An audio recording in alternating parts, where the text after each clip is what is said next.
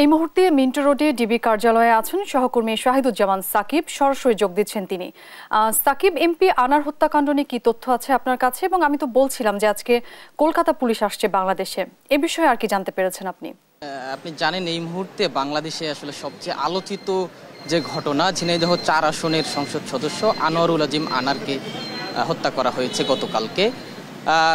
গতকালকে কলকাতার একটি ফ্ল্যাট থেকে আনারের হত্যা করার নমুনা সংগ্রহ করেছে কলকাতা পুলিশ। এখন পর্যন্ত যদিও মরদেহ উদ্ধার করা যায়নি, তবে এই ঘটনার পর থেকে কিন্তু নড়েচড়ে বসেছে বাংলাদেশ পুলিশ এবং ভারতীয় পুলিশ।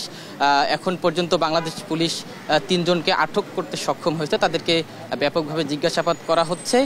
এবং আপনি জানেন যে গতকাল রাতেই শেরেবাংলা নগর থানায় নিহত আনোয়ারুল আজিম আনারের মেয়ে ডরিন একটি মামলা করেছেন, অপহরণ মামলা।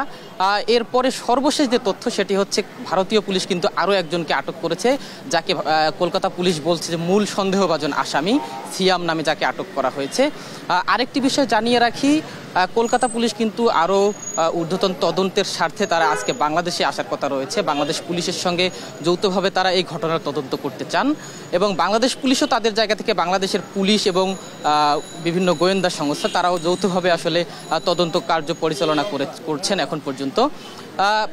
অরিন, আপনি জানেন যে আসলে আনোয়ারুল আজিম আনার গত 11ই মে বাংলাদেশ থেকে ভারতে চিকিৎসার জন্য যান। চিকিৎসার জন্য ভারতে গিয়ে গত 16ই মে থেকে তার সঙ্গে আসলে পরিবারের যোগাযোগ বিচ্ছিন্ন হয়ে যায় এবং এই যোগাযোগ বিচ্ছিন্ন হওয়ার ফলে তার নিখোঁজের বিষয়টি সামনে চলে আসে। এরপরে গতকালকে যে খবরটি সামনে আসে, আলোচিত যে খবর যে আনোয়ারুল আজিম আনারকে হত্যা করা হয়েছে।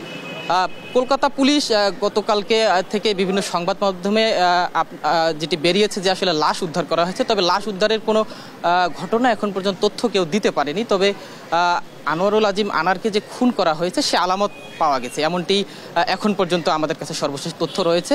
এছাড়া কলকাতা পুলিশ কখন বাংলাদেশে আসছেন এবং তদন্তের স্বার্থে কী কী বিষয়ে আলোচনা হবেন এবং সর্বশেষ আর কী কী তথ্য রয়েছে সে বিষয়ে ঢাকা মহানগর গোয়েন্দা পুলিশের অতিরিক্ত কমিশনার হারুনুর রশিদ কিছুক্ষণ পরেই আসলে আমাদের সঙ্গে কথা বলবেন। আমরা এখন ডিবি অফিসের সামনে রয়েছি, তিনি আসলে কথা বললে সর্বশেষ তথ্য আমরা জানাতে পারবো।